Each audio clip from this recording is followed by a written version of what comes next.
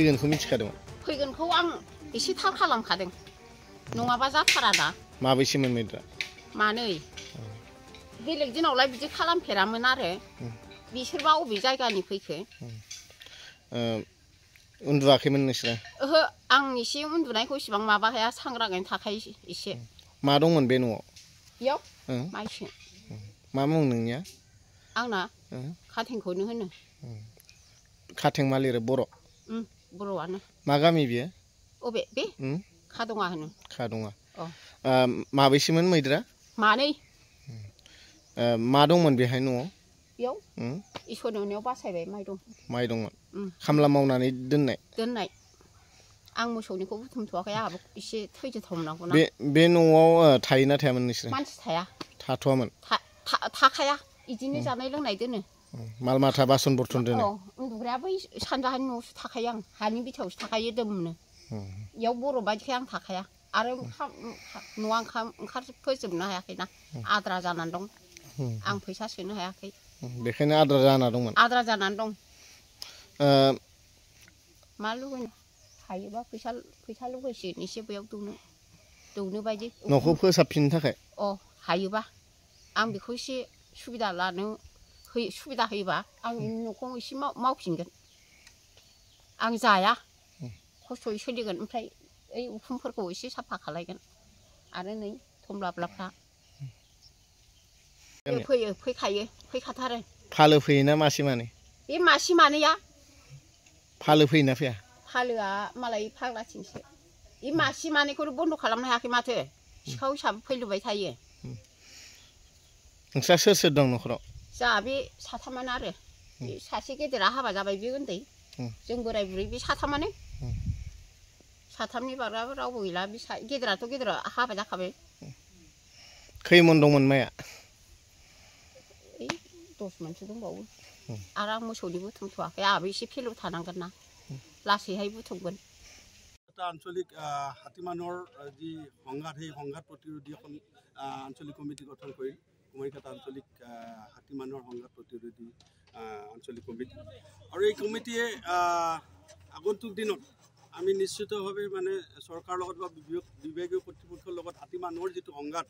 আজি এমাহ ধৰি যিটো অত্যাচাৰ কৰি আছে আমাৰ এই অঞ্চলত এমাহ নহয় 3 মাহ মানৰ পৰাই প্ৰায় কৰি আছে দিনে নিশাই হাতীৰ যিটো উপদ্ৰৱ আমি ত্ৰস্তমান হৈছোঁ ৰাইজ মানে ভীতিগ্ৰস্ত হৈছে আমাৰ ল'ৰা ছোৱালী স্কুল যাবৰ কাৰণে বা টিউশ্যনত আহিবৰ কাৰণে ভয় কৰা পৰিৱেশ এটা হৈছে আৰু সেই পৰিৱেশটো অতি শীঘ্ৰে অসম চৰকাৰে মানে হাতীক প্ৰতিৰোধ কৰিব বুলি আমাৰ তৰফৰ পৰা দাবী থাকিব কাৰণ হাতী আমাৰ এই অঞ্চল আমি হাতীৰ চৰণীয়া পথাৰীটো নহয় হাতীৰ কাৰণে নিশ্চয়কৈ সুকীয়া স্থান আছে আৰু সেই সুকীয়া স্থানত তেওঁলোকক কেনেকৈ বেৰিকেড কৰি চৰকাৰে অসম চৰকাৰে হওক BTC চৰকাৰে হওক ৰাখে এইটো তেওঁলোকৰ ওপৰত নিৰ্ভৰ কৰিব কিন্তু আমি ৰাইজ হিচাপে আমি দেখি আহিছোঁ যে আচলতে আমাৰ যিখিনি ৰাইজক আমাৰ ক্ষতিপূৰণ দিয়াৰ এটা ব্যৱস্থা আছে প্ৰতি বছৰে হাতীয়ে ইয়ালৈকে আহে আৰু ধান চাউল ইত্যাদি বা তামোল বাগান বাৰী বস্তি ঘৰ তহিলং কৰি আমাক মানে বিনষ্ট কৰি আহি আছে তথাপিও আমি দেখিছোঁ যে বিগত বৰ্ষবোৰত কিছুমান পৰিয়ালক দিয়া দেখিছোঁ 7,000কে টকা দিয়ে ক্ষতিপূৰণৰ নামত গতিকে আমি চৰকাৰক প্ৰশ্ন কৰিব খুজিছোঁ বা জনাব খুজিছোঁ যে এটা মানে পৰিয়ালৰ যেতিয়া 500ডাল তামোল যদি ভাঙি দিয়ে হাতীয়ে সেই 500ডাল তামোলৰ মূল্য জানো 7,000 টকা হ'ব ঘৰ এটাৰ মূল্য 5,000 টকা হ'ব সেই কথাটো কেনেকুৱা অন্যায় হৈ আছে আজি অসম চৰকাৰে আমি দেখিছোঁ তেওঁলোকে পৰিকল্পনা লৈছে যে প্লেনত যদি কোনোবা চৰকাৰী কৰ্মচাৰী যায় তাত যদি মৃত্যু হয় সেই মৃত্যু হোৱা পৰিয়ালটোক 2 কোটি টকা দিয়াৰ যেটো ধাৰ্য কৰিছে তো হাতীয়ে যেটো মানে আমাৰ মানুহ ইতিমধ্যে বহু মানুহ হত্যা হ'ল আমাৰ ইয়াতে মৃত্যু হ'ল এই মানুহবিলাকৰ মৃত্যুৰ পিছত দেখিছোঁ অসম চৰকাৰে মাত্ৰ 4 লাখ টকা দিয়ে আৰু BTC গভৰ্ণমেণ্টৰ পৰা 1 লাখ গতিকে যদি প্লেন দুৰ্ঘটনাত নিহত হোৱা কৰ্মচাৰীয়ে যদি 2 কোটি টকা পৰিয়ালে পায় তে আমাৰ পৰিয়ালবিলাকে অন্ততঃ এজন মাৰিলে 50 লাখ টকা কিয় নাপায় এজন পৰিয়ালৰ মৃত্যুৰ নামত আমি ভাবো আমি অসম চৰকাৰ BTC চৰকাৰক দাবী কৰিছোঁ যে অন্ততঃ 50 লাখ টকা তেওঁলোকে ধাৰ্য কৰক আৰু এটা যদি চিৰঘুণীয়া মানুহ হয় হাতীৰ আক্ৰমণ বহুতো ঘুণীয়া হৈ আছে তেওঁলোকৰ কাৰণে 50 লাখ টকা দিয়াৰ ব্যৱস্থা কৰক আৰু যে তামোলবাৰী বস্তি ভাঙি আছে আজি এটা তামোল 7 বছৰ 8 বছৰ পিছত লাগে সেই লাগানটো তামোল গছডাল যদি ভাঙে তেতিয়ালে